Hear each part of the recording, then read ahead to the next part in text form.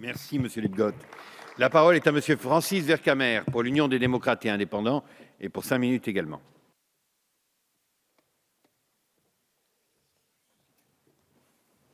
Merci, Monsieur le Président. Madame la Ministre, mes chers collègues, au défi de l'emploi, le gouvernement n'a pas su satisfaire l'ambition qui était la sienne il y a 4 ans. Susciter une politique suffisamment dynamique pour permettre l'inversion de la courbe du chômage sur le long terme. Ces derniers mois, les chiffres du chômage, de l'emploi, connaissent ainsi de fortes oscillations et personne ici ne peut se satisfaire d'un quelconque résultat. En septembre 2016, toutes catégories confondues, A, B, C, D et E, le nombre de demandeurs d'emploi s'élevait à 6 573 100 personnes pour la France entière. Ce sont 550 000 demandeurs d'emploi de catégorie A qui sont venus abonder les effectifs de Pôle emploi entre juin 2012 et septembre dernier. Tandis que le taux de chômage des jeunes atteint, lui, près de 25 %. Si notre groupe est lucide sur le défi que représente avec ces difficultés la baisse du chômage, il n'en demeure pas moins, dans ce contexte, peu satisfait par la lecture des orientations budgétaires de la mission Travail et emploi pour 2017.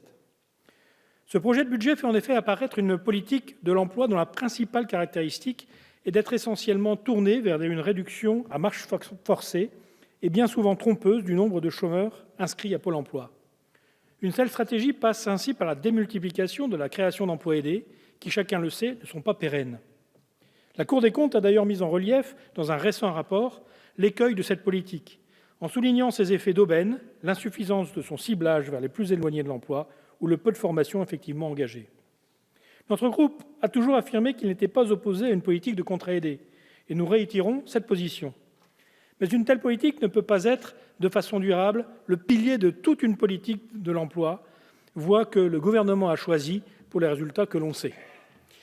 De même, votre stratégie de l'emploi passe par le financement, réalisé dans l'urgence, de formations à destination des chômeurs. Si, sur le principe, nous sommes plutôt favorables au développement des stages et à l'augmentation de la qualification des demandeurs d'emploi, nous doutons que certaines de ces formations débouchent in fine sur des emplois bien réels. Et nous sommes d'autant plus circonspects face aux annonces du gouvernement de former 500 000 demandeurs d'emploi en quelques mois. Dans ce contexte, la qualité de l'accompagnement des demandeurs d'emploi reste pour nous une priorité. Et nous souhaitons vivement que la subvention annuelle à Pôle emploi ne soit pas, à l'avenir, amputée, comme elle le fut cet été, de près de 30 millions d'euros. Par ailleurs, le rejet suscité par la loi Travail a souligné, s'il le fallait, qu'il nous faut mener une approche globale, une approche fondée sur le rapprochement des offres des entreprises et la demande d'emploi, la qualification, l'apprentissage, la formation professionnelle, la maîtrise du coût du travail sur le long terme. Malheureusement, ne trouvons toujours pas de traces de cette vision transversale dans le PLF pour 2017, même si nous le reconnaissons, certaines mesures, comme celles visant à développer l'apprentissage dans les TPE, peuvent avoir leur intérêt. De même, la mise en œuvre prévue d'ici le 1er septembre 2017 des conclusions du rapport Sirugue concernant l'allocation temporaire d'attente, devant être supprimée, et la prime forfaitaire mensuelle d'intéressement à la reprise d'activité est une initiative louable, car elle répond à un souci de simplification auquel nous ne pouvons que souscrire. Toutefois, la réforme globale des minima sociaux reste à accomplir, de façon à rendre ces dispositifs de solidarité à la fois plus lisibles et plus sûrs pour leurs bénéficiaires. Nous sommes également satisfaits de noter dans le budget 2017 la participation de l'État au Fonds national d'expérimentation territoriale contre le chômage de longue durée au sein du programme 102 « Accès et retour à l'emploi ».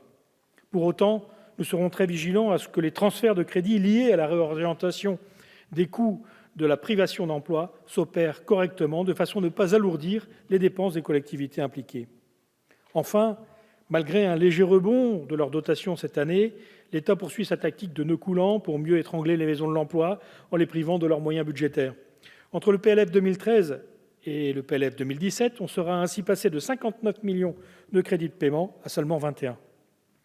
Les maisons de l'emploi sont pourtant un outil de coordination territoriale de politique de l'emploi. Elles ont le mérite de remettre les élus, les maires, au cœur de la politique de développement de l'emploi dans les territoires. Et c'est pour l'ensemble de ces raisons que le groupe UDI vient d'exposer que nous voterons malheureusement contre ce projet de loi de finances. Merci, Monsieur Vercamer.